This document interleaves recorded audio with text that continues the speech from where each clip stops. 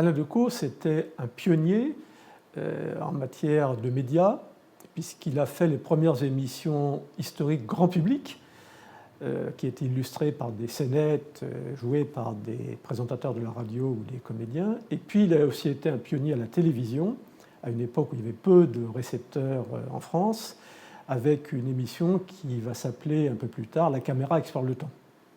Alors, ce qui est intéressant aussi chez Alain Decaux, c'est qu'il concilie ce qu'on appelle la petite histoire avec la grande histoire.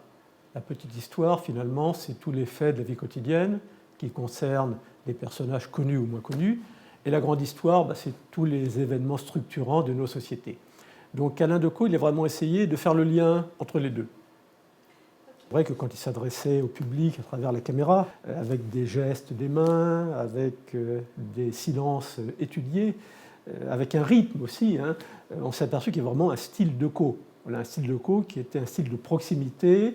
Il s'adressait à chacun comme s'il était près d'eux dans leur salon finalement. La famille m'a donné un certain nombre d'éléments de précision par rapport à son parcours.